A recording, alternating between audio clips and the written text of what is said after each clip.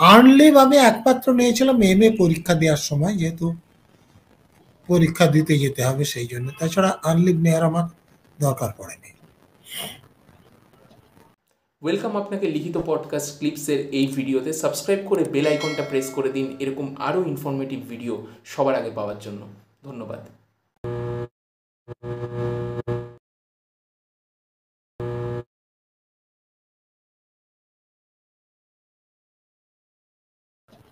তো আপনি মানে সার্ভিস করতে করতেই একদম মানে যেই ডিগ্রিগুলোর কথা আপনি বলছিলেন সেগুলো নিয়েছেন, এবং আপনি তো বোধহয় পিএইচডিও করেছেন। আমি চাকরিতে যখন ঢুকেছিলাম তখন শুধু গ্র্যাজুয়েশন ছিল। তারপরে আমি যেহেতু কেমিস্ট্রি নিয়ে পড়তাম, কেমিস্ট্রি নিয়ে জানেন প্র্যাকটিক্যাল আছে, সেই জন্য কেমিস্ট্রি পরীক্ষা দেওয়ার তুলনায় বেশি অসুবিধাজনক ছিল।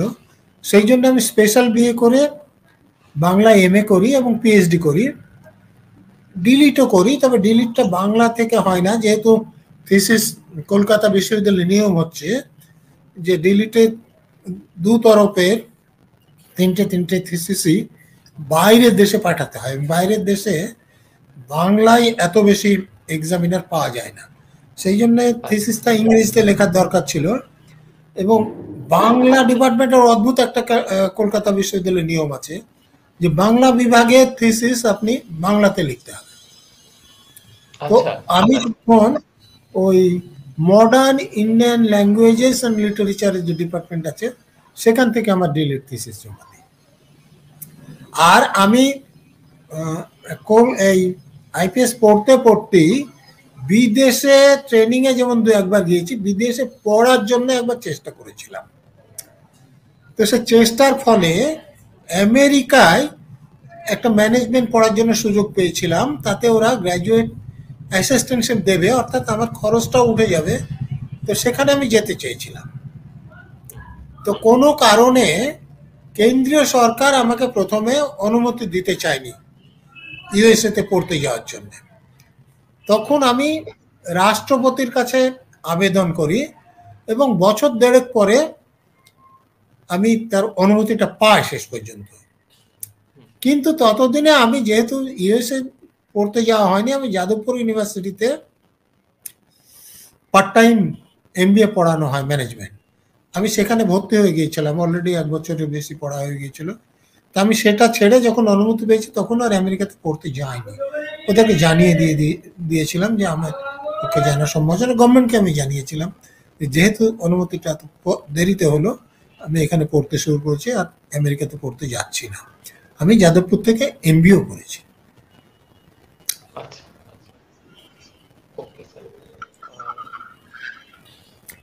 নেক্সট যেটা স্যার জিজ্ঞেস করবো সেটা হচ্ছে, একজন দক্ষ পুলিশ অফিসারের পাশাপাশি আপনি একজন অসাধারণ সাহিত্যিক। আপনি নিজেই বললেন প্রায় 150-র কাছাকাছি বই, না 150-র বেশি, 120 মতো।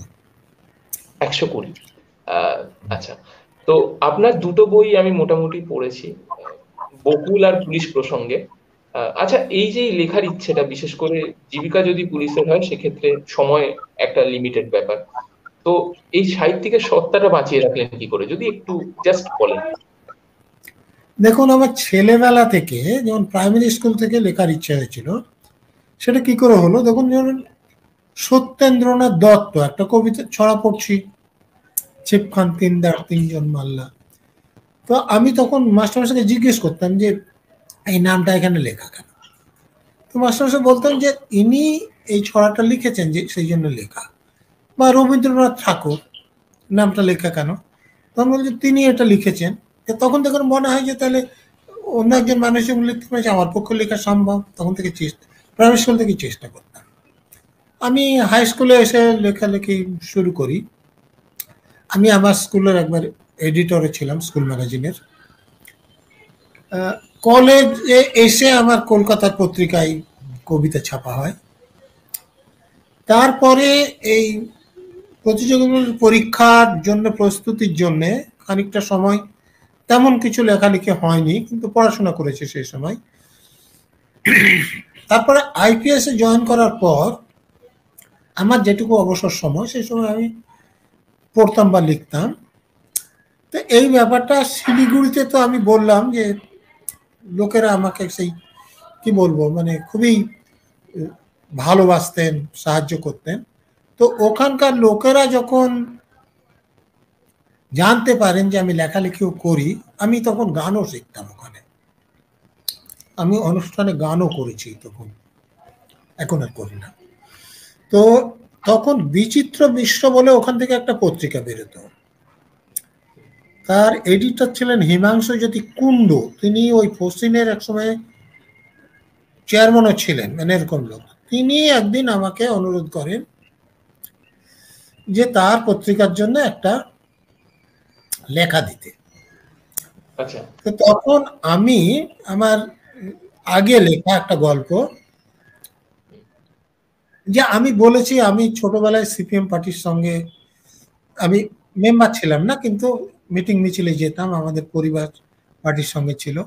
এবং আমার কলেজ লাইফ বললাম আমি নকশালদের সঙ্গে কিছুদিন ঘোরাঘুরি করেছি, ফলে ওদের ব্যাপারটা জানা ছিল। তো তখন পুলিশের কাজ করতে গিয়ে আমার মনে হয় যে আমি পুলিশ অফিসার হিসেবে যখন একটা লোককে তার ধরতে যাচ্ছি বা বিচার করতে যাচ্ছি, তখন আমার সেই সত্তা যখন বিপ্লব করতে চাইতো তার সঙ্গে বিরোধটা কিরকম হচ্ছে, এই ব্যাপারটা নিয়ে দ্বন্দ্ব বলে আমি একটা গল্প লিখেছিলাম। সেই গল্পটা আমি ওনাদেরকে দিই। তো বিচিত্র বিশ্বে সেটা ছাপা হয়, তারপরে তারা আমার আরো লেখা ছেপেছেন, কিন্তু সেটাই প্রথম। এরপরে আর একটা ঘটনা ঘটে। আজকাল পত্রিকায় তখন শনিবারের দিন করে রঙিন একটা 2টো পৃষ্ঠা মিলে একটা বেরোতো কোনো লোকের সম্পর্কে। তো আমাকে তারা একটা পাতা করেন। তো জ্যোতির্ময় দত্তের নাম আপনারা শুনেছেন, তিনি এখন আবার বোধহয় কলকাতায় ফিরেছেন, মাঝে নিউ ইয়র্কে থাকতেন। বুদ্ধদেব বসুর জামাতা। তো তিনি আমাকে ইন্টারভিউ করার জন্য গিয়েছিলেন। আর ওখানে তখন বিপ্লব তালুকদার খুব সম্ভবত আজকালের যিনি রিপোর্টার ছিলেন, এরকম 2-3 জন মিলে আমাকে ইন্টারভিউ করেন। তাতে আমার অন্য ব্যাপারের সঙ্গে এই দ্বন্দ্ব গল্পটা ছাপা হয় ওই পাতাতে। এই গল্প ছাপা হলে আজকালে প্রচুর চিঠি আসে স্বাভাবিকভাবে। এমনি একটা সাধারণ গল্প ছাপা হলো তার থেকে অনেক বেশির, কারণ যে 2 পৃষ্ঠা জুড়ে আমার পরিবারের লোকদের ছবি আছে, আমার সম্পর্কে কথা আছে, আমার বিভিন্ন রকম কথা আছে, তার সঙ্গে একটা গল্প বেরিয়েছে। তো সেটা অনেক বেশি প্রচার পেয়েছিল, তো ফলে অনেক বেশি চিঠি আসে। তখন আজকাল আমার কাছে আরো গল্প চাইতে শুরু করে। তখন আমি নিয়মিত লেখক হয়ে যাই কলকাতার কাগজের, এবং পরবর্তীকালে তারা আমার উপন্যাসও ধারাবাহিকভাবে ছাপেন। যেমন আমার ভূমিপুত্র 2টো খণ্ডই ধারাবাহিকভাবে বেরিয়েছে, এবং তারও আগে আমার মণিমণ্ডলের গোয়েন্দা অভিযান বলে 2টো খণ্ডে বই আছে, সিক্রেট আই বলে বই 2টো বেরিয়েছে, কিন্তু মণিমণ্ডলের গোয়েন্দা অভিযান বলে সেটাও দীর্ঘদিন ওখানে ধারাবাহিকভাবে বেরোতে শুরু করে। আমার রক্তলেখা উপন্যাস বাংলা স্টেটসম্যানে বেরিয়েছিল। এরকম ভাবে আস্তে আস্তে বিভিন্ন পত্রিকা লেখা বেরোতে শুরু করে। এবং 95 সালে হঠাৎ একদিন সকালবেলা নীরেন্দ্রনাথ চক্রবর্তী ফোন করে আমাকে জানান যে এটাও একটা ব্যতিক্রমী ঘটনা। ততদিন পর্যন্ত কেউ আমাকে সাহিত্যিক বললে আমার একটু সংকোচ হতো এবং আমি বলতে মানা করতাম। উনি ফোন করে আমাকে জানান যে এবারে আনন্দ পুরস্কার আমরা আপনাকে দিচ্ছি আপনার বাংলা হিন্দু মুসলমান গ্রন্থের জন্য। তা আমি তো এটা জানতাম না। আজকালের সম্পাদকের সঙ্গে আমার জানাশোনা ছিল, উনি আমাদের একই কলেজে পড়তেন, আর তারপর আজকাল আমার লেখা ছাপা হতো, আমি ওনাকে খবরটা দিই। ওনারাও কিছু খেয়াল করলে আজকালে আনন্দ পুরস্কারের খবরটা বেরিয়ে যায় আনন্দ বাজার পত্রিকায় বা দেশে বেরোনোর আগে। যেটা নিয়ম ছিল যে আনন্দবাজার প্রথমে খবরটা ছাপবেন বা দেশে খবরটা ছাপবেন, তারপরে অন্য লোকেরা জানবেন। আমি এই নিয়ম জানতাম না, ফলে আমাকে তো কিছু লোক বললেন যে তোমাকে পুরস্কার ওরা দেবে না, ওদের হাউসের নিয়ম তো আগে বের করে দিয়েছ। আমি বললাম আমাকে তো বলা হয়নি যে তুমি কাউকে বলবে না। তো নীরেন্দ্রনাথ চক্রবর্তী একজন আমাকে ফোন করলেন আবার, যে আপনি কি আজকালকে বলেছিলেন? আমি বললাম যে হ্যাঁ, অশোক দাশগুপ্ত আমার খুব পরিচিত লোক, আর ভালো সম্পর্ক, আমি ওনাকে বলেছিলাম। তো তখন আমি ব্যাপারটা জানলাম যে এটা তো একটু গন্ডগোল হয়ে গেল, বলা ঠিক হয়নি। আমি বললাম যে আপনি বললে আমি বলতাম না। একদম ঠিকই, ঠিক। তো ফলে ওনাদের মধ্যে যে আলোচনা হয়েছিল, আমাকে বাদ দেননি, আমাকে পুরস্কার ওরা দেবেন এটা ঠিক, কিন্তু ওনারা বলছেন যে আপনি পুরস্কারটা নেবেন সেটা সম্মতি জানান। তুষার তালুকদার তখন কমিশনার অফ পুলিশ ছিলেন। আচ্ছা। আমি বললাম যে স্যার, এই সরকার তো অনুমতি অনেক সময় দিতে চায় না, তা আমি ওরা যে নেব না, টাকা নিলে পারমিশন নিতে হবে, দায়িত্বের পুরস্কার, এটা আমার সার্ভিসের সম্পর্কেও লেখা নয়, পুরস্কারটা নিয়ে নেব। তিনি বললেন যে কেন তুমি করতে যাবে, তুমি, এটা খুব ভালো কথা, আমাদের কোনো আইপিএস অফিসার এরকম কোনো পুরস্কার পেয়েছে বলে আমি জানি না, আমার জানা নেই, তুমি পেয়েছো, তুমি অনুমতি চাও, অসুবিধা কি আছে? তা আমি ওনার কথা মতো অনুমতি চাইলাম, উনি রেকমেন্ড করে সরকারে পাঠালেন। সরকার থেকে চিঠি আসলো যে আমি পুরস্কার নিতে পারবো না। আচ্ছা। আনন্দবাজার পত্রিকার তরফ থেকে, দেশের তরফ থেকে তারা আমাকে বলছে যে আপনি সম্মতিটা আমাদেরকে দেন, কিভাবে আপনাকে কোথা থেকে নিয়ে আসবো জানান। ওরা জানেন যে ওরা পুরস্কার প্রাপককে নিয়ে যান নিজেরা। তা আমি ওদেরকে বলতে পারছি না যে আমাকে অনুমতি দেয়নি। তুষার তালুক বলছি তুমি থামো। উনি যেহেতু আমাকে দরখাস্ত করতে বলেছিলেন, উনি গিয়ে মুখ্যমন্ত্রীর সঙ্গে দেখা করেন। বলেন যে তোমার বইয়ের একটা কপি তুমি বুদ্ধদেব ভট্টাচার্যের হাতে দিয়ে এসো। আমি বুদ্ধদেব ভট্টাচার্যকে একটা বইয়ের কপি দিয়ে দিই। তারপরে একদিন তিনি আমাকে পাঠান যে বুদ্ধদেব ভট্টাচার্যের সঙ্গে তুমি একবার দেখা করো। তখন বুদ্ধদেব ভট্টাচার্য আমাকে বলে যে আপনার বইয়ে আপনি লিখেছেন যে আদবানি যখন মন্দির ওহে বানায়েঙ্গে বলে পশ্চিমবঙ্গের উপর দিয়ে রথ নিয়ে গেলেন, তখন আমরা আটকাইনি, বিহারে লালু প্রসাদ আটকেছিলেন। তো আপনি তো জানেন না যে এটা কেন্দ্রীয় স্তরে সিদ্ধান্ত হয়েছিল, তখন বোধহয় প্রধানমন্ত্রী যিনি ছিলেন তিনি এরকম কিছু বলেছিলেন। তো আমি বললাম যে আপনারা তো এরকম কিছু বিবৃতি দিয়েছেন, আমার জানা নেই, তাহলে আমি কি করে জানবো? আপনারা আটকাননি, আমি দেখেছি, আমি সেটা লিখেছি। তো উনি বললেন যে না, এরকম হয়েছিল, সিদ্ধান্তটা কেন্দ্রীয় সরকার পরে হয়েছিল যে এটা ওখানে আটকানো হবে। তার মানে আপনি যদি চান আমি বই পরবর্তী যখন সংস্করণ আমি লিখে দেবো। হ্যাঁ, ঠিক। এবং পরবর্তী সংস্করণে আমি ওটা লিখেও দিয়েছি। তারপরে আমার মনে আছে এপ্রিল মাসের, বৈশাখ মাসে পুরস্কারটা দেয়, 29 তারিখে পুরস্কার নেওয়ার ডেট ছিল, 28 তারিখে আমি রাত্রিবেলায় পারমিশন পেলাম। মাই গড, অসাধারণ, অসাধারণ। তারপরে আমি পুরস্কার তো নিলাম, এবং পুরস্কার মঞ্চে আমি ঘোষণা করেছিলাম যে আমার গ্রামে কোনো প্রাইমারি স্কুল নেই, পুরস্কারের টাকাটা এবং আমার বইয়ের রয়্যালটির টাকাটা আমি গ্রামে প্রাইমারি স্কুল করার জন্য দেব, এবং আমি সেটা করেছিলাম। আমার পরবর্তীকালে আমি পুরস্কারের বা বইয়ের রয়্যালটির টাকা রেজিস্ট্রি ডিড করেই আমার সোসাইটিকে দিয়ে দিয়েছি। চেকগুলো সোসাইটিতে যেত, আমার কাছেও আসতো না। তো এইটা ছিল। পরবর্তীকালেও কিছু পুরস্কার যেমন আমার নেওয়াই হয়নি, সরকার থেকে অনুমতি এসে পৌঁছায়নি বলে। যেমন সাংবাদিকরা, আলিপুরদুয়ার তখনও জেলা হয়নি, আলিপুরদুয়ার জার্নালিস্ট ক্লাব আমাকে একটা লাইফ টাইম অ্যাচিভমেন্ট পুরস্কার দেবে বলেছিলেন। তো আমার অনুমতি আমি পাইনি, ফলে আনুষ্ঠানিকভাবে সেই পুরস্কার আমি নিতে পারিনি। তাদের অনুষ্ঠানে আমি গিয়েছিলাম ছুটি নিয়ে। আবার একটা পত্রিকা আমাকে বঙ্গ গৌরব বলে একটা পুরস্কার দেয়, সেটা আমাকে প্রস্তাব দিয়েছিলেন, কিন্তু আমার অনুমতি পাওয়া যায়নি, আমি যেতে পারিনি।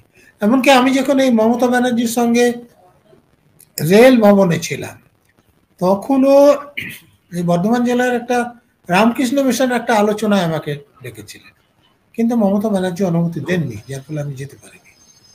ফলে আমার অনেক জায়গায় চাকরি জীবনে অনেক পুরস্কার আমি নিতে পারিনি, অনেক জায়গায় যেখানে আলোচনার জন্য আমাকে ডেকেছে আমি যেতে পারিনি। এইটা হচ্ছে আমার সরকারি চাকরি করার সীমাবদ্ধতা, সেটা মানতে হয়েছে। আমি সরকারি চাকরি করব নিয়ম মানব না, সেটা তো হয় না। যেমন আনন্দ পুরস্কার যদি আর একদিন অনুমতিটা পেতে দেরি হতো তাহলে আমি নিতে পারতাম।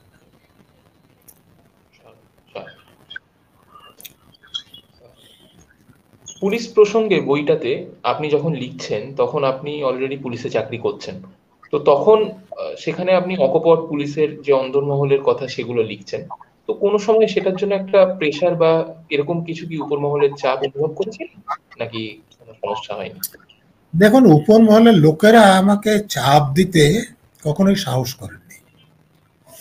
আপনি যদি সেরকম সৎ এবং নিরপেক্ষ থাকেন তো কেউ সাহস করবে না, আপনাকে অপছন্দ করবেন, আপনাকে আপনি যে ভালো পোস্টিং দেবেন না, সেগুলো আছে।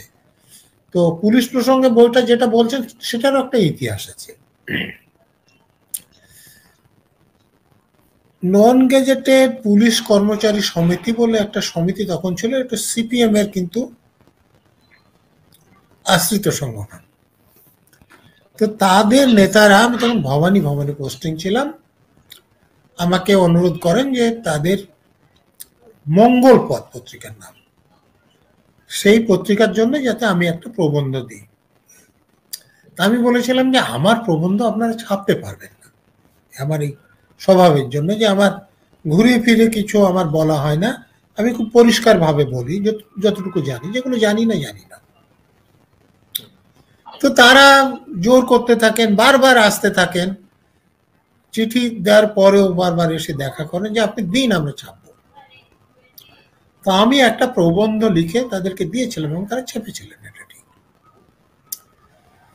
তো ছাপাতে খুব বিতর্ক সৃষ্টি হয়েছিল দুই একটা কারণে, আমি সেটা বলছি। যে প্রথম কারণ যেটা ছিল, আমি বলেছিলাম যে তখন যে আইন ছিল, এখনো পরিবর্তন হয়েছে কিনা জানি না, যে একমাত্র রাজ্যপাল এবং মুখ্যমন্ত্রী এয়ার কন্ডিশন গাড়ি ব্যবহার করতে পারেন, অন্যরা পারেন না। কিন্তু আমাদের মন্ত্রীরা তো বটেই, আইএস আইপিএস অফিসাররাও নিজেদের গাড়ি এসি করিয়ে নিতেন। সেটা বিভিন্নভাবে, ধরুন একজন মন্ত্রী আছেন, ধরুন যিনি ডিআরই ডিপার্টমেন্ট দেখেন, ডিআরই যে কর্পোরেশনগুলো আছে সেখান থেকে একটা গাড়ি নিয়ে নিলেন, তাতে এসি লাগিয়ে নিলেন। নিজের সরকারি অফিস থেকে একটা মোবাইল ফোন আছে, সেখান থেকে একটা নিলেন। আর একটা কোথাও তিনি চেয়ারম্যান আছে, সেখান থেকে 4-5টা ফোন তারা ব্যবহার করছেন, 4-5টা গাড়ি তারা ব্যবহার করছেন এবং এসি লাগানো গাড়ি ব্যবহার করছেন। তা আমার সেখানে বক্তব্য ছিল, আপনারা যদি মনে করেন যে মন্ত্রীদের এসি গাড়ি দেওয়া উচিত, তাহলে দিয়ে দিন, অর্ডার করে দিন। নাহলে আপনারা অর্ডারও নাই, বেআইনিভাবে তারা এই এসি লাগানো গাড়ি চড়ছেন। তো যখন আইএস অফিসার তার সেক্রেটারি চড়ছেন, তাকে তিনি মানা করতে পারছেন না। আর আইএস অফিসার যখন চড়ছে, তার নিচের লোকেরা যখন চড়ছেন, মানা করতে পারছেন না। তো পুরো বেআইনি কাজ কারবার চলছে।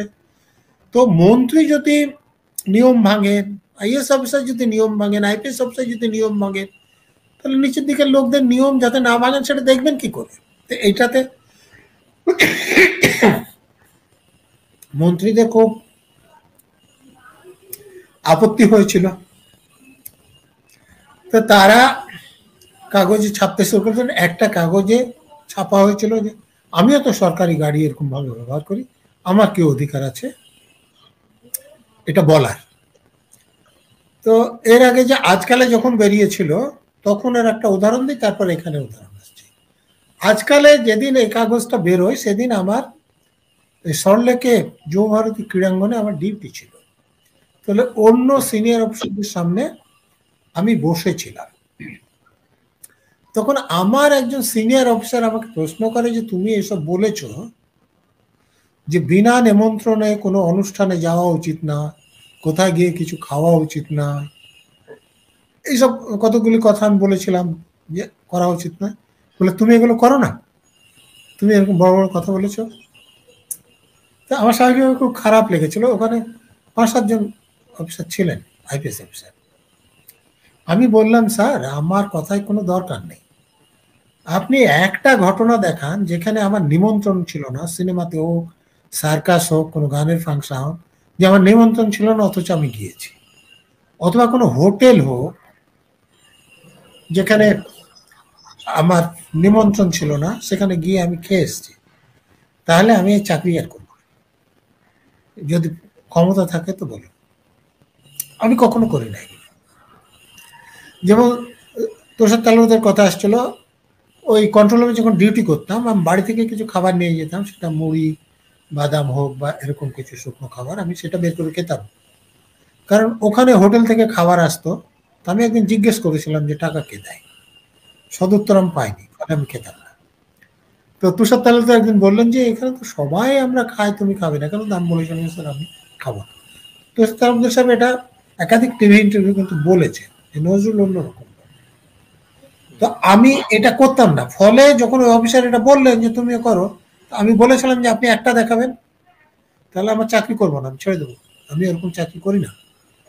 উনি দেখাতে পারেননি, ফলে খুব বেজ্জতি হয়েছিলেন সকলের সামনে।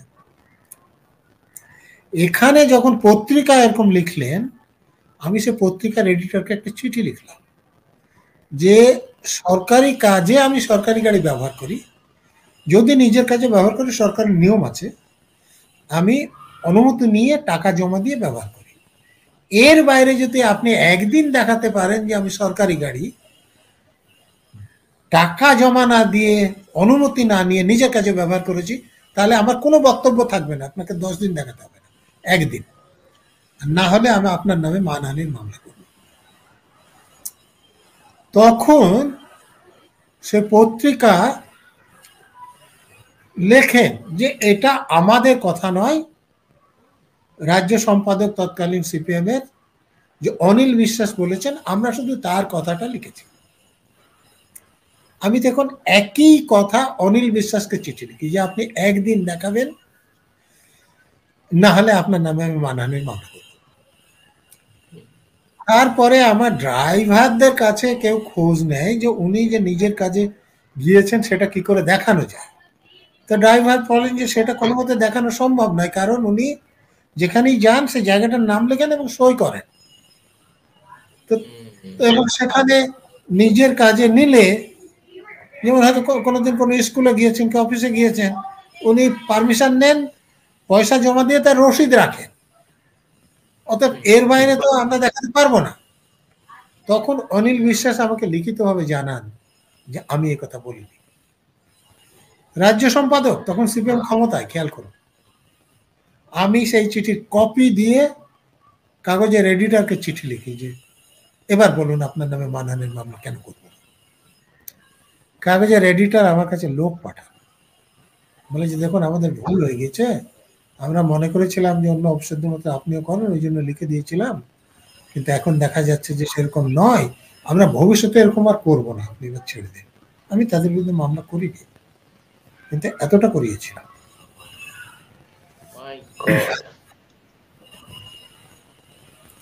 আচ্ছা, ওকে। তো নেক্সট যেই প্রশ্নটা স্যার আপনাকে করব সেটা হচ্ছে যে, আচ্ছা, পুলিশে জয়েন করার আগে অনেক অ্যাসপিরেশন, অনেক স্বপ্ন থাকে, বিশেষ করে গোয়েন্দা উপন্যাস কিংবা যেভাবে পুলিশকে বিভিন্ন মাধ্যমে দেখানো হয় একটা হিরোইক ফিগার। তো জয়েন করার পরে কি সেরকম মনে হয়েছিল? আই মিন, কোথাও কি এক্সপেকটেশন আর রিয়েলিটি ম্যাচ করেছিল, নাকি কোথাও জমিন আসমানের পার্থক্য? দেখুন, আমি কখনো নিজেকে হিরো হিসেবে ভাবিনি, খুব সাধারণ লোক হিসেবে ভাবতাম। এবং আমি আপনাকে বলছি, আমি আইপিএস অফিসার হওয়ার পর কখনো নিজেকে ক্ষমতাবান লোক আমার কখনো মনে হয়নি, এবং যারা সৎ থাকেন তারা কখনো ক্ষমতাবান হন না। আমি উদাহরণ দিয়ে আপনাকে বোঝাতে পারি।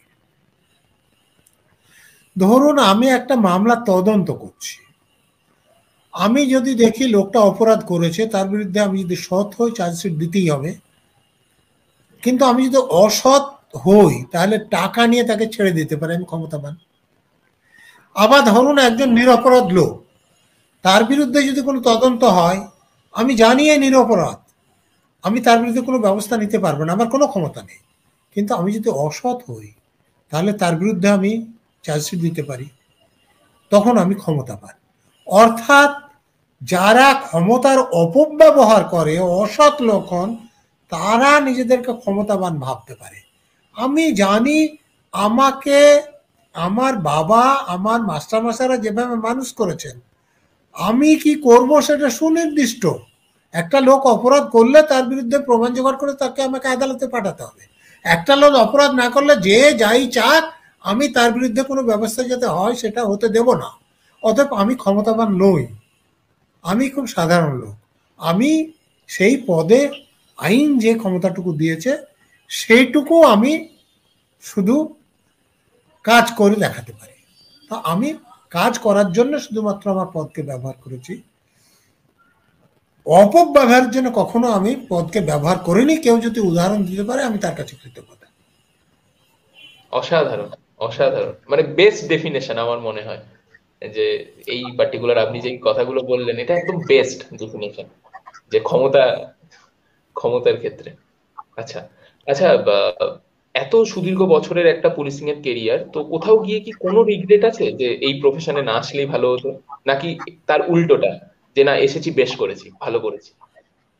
না, আসার জন্য আমার কোনো রকম দুঃখ নেই, এবং আসার জন্য আমি মানুষের যতটা ভালোবাসা পেয়েছি অন্য কোনো কাজে গেলে পেতাম কিনা আমি জানি না। কিন্তু আমার মাঝে মাঝে এটা মনে হয় যে, যেমন আগে মনে হতো যে আমি আইপিএস অফিসার হলে অনেক কাজ করতে পারবো, কিন্তু আইপিএস অফিসার হয়ে আমার মনে হয়েছে যে আমাদের এখানে কিছু ভালো কাজ, খারাপ কাজ যাই করতে চাই সেটা করতে গেলে রাজনৈতিক ক্ষমতা হাতে থাকা চাই। এবং আমি এখনো মনে করি যে আমি পছন্দ করি আর না করি, আমাদের দেশের আমাদের করের টাকা কিভাবে ঠিক ব্যয় হবে, ভালো কাজে না খারাপ কাজে, সেটা মোদি বা মমতা এরাই ঠিক করে, অন্য লোক নয়। তো এইসব জায়গায় যদি সৎ লোক না থাকে তাহলে দেশের মঙ্গল হতে পারে না। কিন্তু দুঃখের বিষয় আমাদের দেশের রাজনীতি এখন এমন একটা পর্যায়ে এবং সেখানে টাকা পয়সার ব্যবহার এতটাই বেশি যে কোনো সৎ লোকের এমএলএ বা এমপি হওয়া প্রায় অসম্ভব। আপনি বোধহয় জানেন যে 2019 সালে আমাদের দেশে যারা এমপি হয়েছে তাদের মধ্যে 88% বেশি লোক কোটিপতি, অর্থাৎ কোটিপতি ছাড়া এমপি কেউ নাই বলা যায়। এবং তাদের অর্ধেকের বিরুদ্ধে ক্রিমিনাল কেস আছে, অর্থাৎ ক্রিমিনাল না হলে আমি এমএলএ এমপি হবেন না। এটা খুবই দুর্ভাগ্যজনক আমাদের দেশের জন্য। সৎ লোকদের, নিরপেক্ষ লোকদের এমএলএ এমপি হওয়া উচিত, প্রধানমন্ত্রী হওয়া উচিত, মুখ্যমন্ত্রী হওয়া উচিত।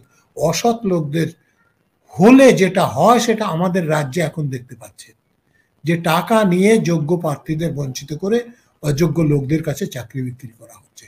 গরিব মানুষের মুখের রেশন সেগুলো বিক্রি করে কোটি কোটি টাকা রোজগার করা হচ্ছে। এগুলো হওয়া উচিত নয়, এগুলো বন্ধ হওয়া উচিত।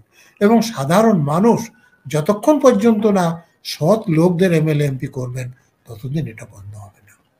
আপনার সামনে বই মেলায় কয়েকটা বই বেরোচ্ছে, 8টা সম্ভবত, তো সেটা নিয়ে যদি স্যার কিছু বলেন, যারা দেখছেন তারা যদি তারা শুনবে সেটা, আপনি যদি একটু বলেন সেই বইগুলো নিয়ে কিছু কথা। হ্যাঁ হ্যাঁ, আমার 8টা বই বেরোচ্ছে। এর মধ্যে কিছু করোনা কালে তো তখন চলাফেরা খুব কম হতো, সেই জন্য অনেকটা লেখার সুযোগ পেয়েছিলাম।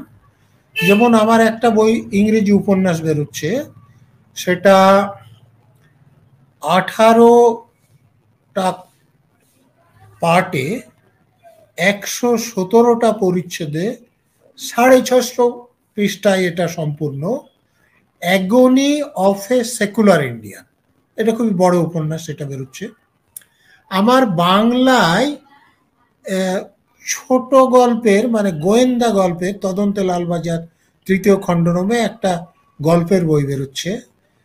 একটা প্রবন্ধের বই বেরোচ্ছে, হামাস সন্ত্রাসবাদী না মুক্তিযোদ্ধা।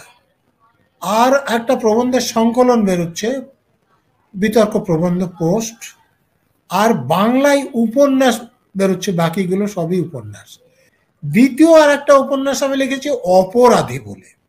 এছাড়াও রোমান্টিক ট্র্যাজিক উপন্যাস আছে, একটা হচ্ছে স্মৃতিরেখা আর একটা হচ্ছে বঞ্চিত প্রাণ। আমাদের একদম সর্বশেষ প্রশ্ন, সেটা হচ্ছে সবশেষে আপনি যদি যারা দর্শক, যেটা 90% অ্যাসপিরেন্ট, তাদের উদ্দেশ্যে কিছু বলতে চান, আপনি বলতে পারেন। দেখুন, আমি একটা কথা বলবো, আমাদের দেশে এখন সৎ নিরপেক্ষ মানুষের বড্ড অভাব। আমি তাদেরকে অনুরোধ করব যে আপনারা একটু সৎ থাকার চেষ্টা করুন, নিরপেক্ষ থাকার চেষ্টা করুন। কিছু অসুবিধা হবে, কিন্তু যদি আপনি থাকতে পারেন তাহলে কিন্তু আপনি শক্তিশালী মানুষ, আপনাকে কথায় কথায় কেউ ভয় দেখাতে পারবে না।